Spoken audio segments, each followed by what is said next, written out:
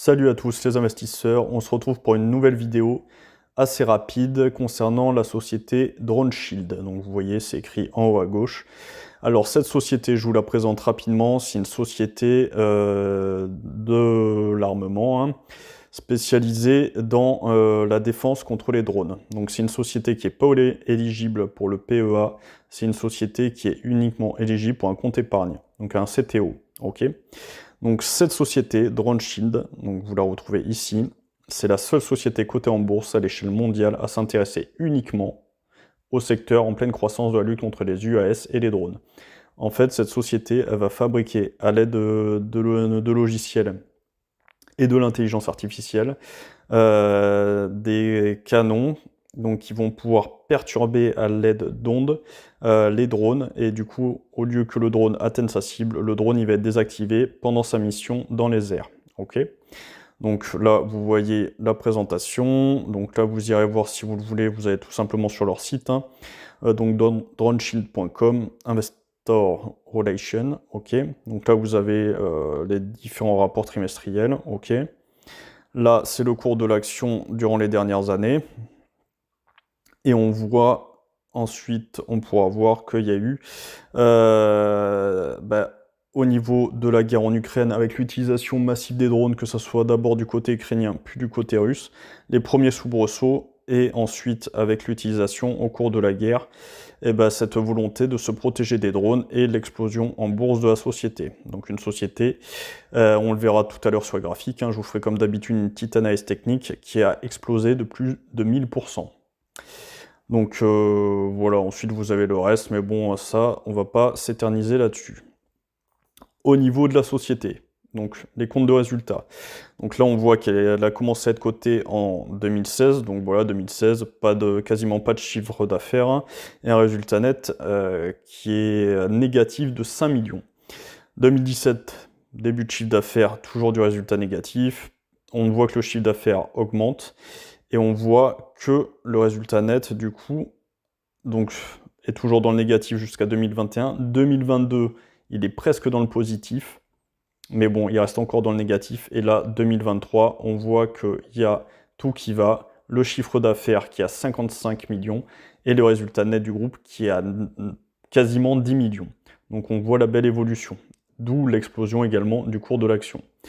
Au niveau de l'actionnariat, donc on va direct sur Zone Bourse, on peut voir que le premier actionnaire c'est Epirus, donc une société américaine qui détient plus de 18 millions d'actions, donc c'est que 2% de la valorisation, c'est pas énorme. Ensuite, on a des personnes particulières, ok, et des sociétés australiennes, ok. Donc ça, c'était pour vous faire un petit bilan des principaux actionnaires de DroneShield. Revenons sur Epirus. Epirus, qu'est-ce que c'est comme société? C'est tout simple. Vous voyez, ça vous donne le ton. C'est une société américaine qui se base aussi dans la contre-guerre au niveau des drones. Donc vous voyez avec la petite vidéo qu'ils ont, et vous verrez encore mieux avec les schémas, la prochaine guerre est là. Une nouvelle ère de conflit a vu les adversaires exploiter les vulnérabilités en utilisant des tactiques asymétriques. À mesure que ces tactiques évoluent, notre avenir dépend de la création de solutions meilleures, plus rapides et plus abordables. Donc c'est vraiment quelque chose qui va intéresser tous les pays. Donc vous voyez, concrètement, cette société, elle a investi dans DroneShield parce qu'ils ont le même but, c'est, vous le voyez ici, vous avez le canon, vous avez les ondes qui partent avec l'intelligence artificielle, et ça va neutraliser les drones. Donc ça, je pense que la plupart des pays au monde vont s'équiper dans les années qui vont arriver, dans les années futures, de ce genre d'équipement. Ça deviendra un impératif. On l'a vu avec la guerre en Ukraine. Donc là, il y a eu l'utilisation de drones.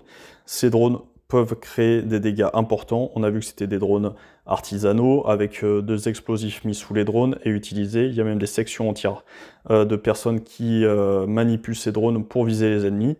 Et on a même des drones plus sophistiqués, on en a en France, mais on sait que les Turcs sont très bons là-dedans aussi, ils en construisent pas mal, ils en ont fourni à l'Ukraine d'ailleurs. Et ce type d'équipement va pouvoir permettre de neutraliser les drones. Ok, donc là vous avez les capacités, etc. Bon, vous voyez, toujours les mêmes schémas, il n'y a pas de souci, c'est une guerre électronique. Voilà, donc vous irez voir si ça vous intéresse plus en détail. plus en détail. Donc voilà, c'est mobile aussi, hein, ça peut être équipé. Donc tout ça, ça va être vraiment, je pense, l'avenir au niveau de la guerre. Donc quelque chose de très intéressant. Nous, ce qui nous intéresse pour le moment, autre de se prendre un drone sur la tronche, c'est d'aller voir au niveau du graphique. Alors, au niveau du graphique, donc là, on est en journalier, donc on voit l'explosion depuis, on est en quoi là, en 2023, l'explosion depuis 2022-2023, donc les débuts de la guerre entre l'Ukraine et la Russie, avec l'utilisation massive de drones. On va passer en mensuel pour faire une analyse un peu plus détaillée. Hop. Donc là, tout simplement, vous voyez 2016, donc ça commence, une IPO, introduction en bourse, on est à 0,32, ok. Donc là, pendant presque 6 ans, il va rien se passer, donc ça correspond à la période où la boîte ne gagnait pas d'argent, elle en perdait. Et là, ensuite, il y a eu cette première action avec consolidation, et là, ensuite, il va y avoir l'explosion. Donc l'explosion, hop, on peut partir d'un point bas, et arriver hop, sur la mèche haute. Vous voyez, si vous l'aviez pris à ce moment-là, vous avez plus de 1500% de gain. C'est énorme. Et concrètement, je pense que c'est pas fini avec cette action. Alors là, tout le souci est de savoir où se positionner. La grande difficulté, ça va être ça, parce que vous voyez qu'il y a eu des volumes assez importants à l'achat, mais vous voyez qu'à la vente, il y a eu également des gros volumes derrière, avec consolidation. Donc là, ce que je vous conseille de faire, après vous êtes libre de faire vos propres analyses, propres recherches sur la société, mais je pense que c'est une société qui peut avoir de l'avenir. Alors, risquez pas énormément là-dessus, mais je pense que si vous vous mettez rien que 1000 € sur une société comme celle-ci, notamment avec une petite correction peut-être sous les 1 $ US, pas US, australien, pardon, ça peut être un pari qui peut être gagnant. Alors personnellement, je la laisserai un peu construire parce que pour moi, on n'a pas assez d'informations. Je suis pas certaine que l'entreprise retourne sur ces niveaux-là. Ça serait peut-être un peu ambitieux d'essayer de l'avoir par ici. Je pense qu'on serait plus à la limite, si ça corrige vraiment, sur la moitié d'un dollar australien. On a peut-être plus de chances de pouvoir la récupérer aux alentours des 1 $ australien, selon moi, où ça a déjà rebondi.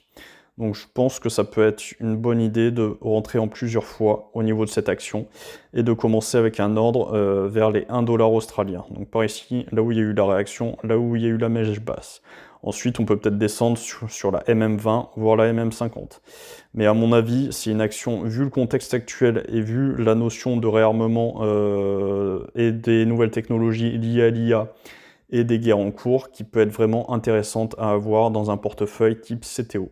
Donc voilà, c'était la petite pépite, je pense, que je voulais vous présenter. Alors l'action et le futur le dira, hein, enfin le diront.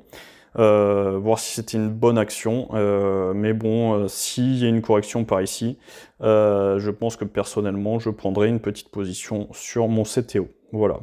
Donc j'espère que cette petite vidéo vous a plu, n'hésitez pas à liker, à partager, à commenter la vidéo hein, si vous avez des questions, et je vous dis à bientôt. Allez, ciao!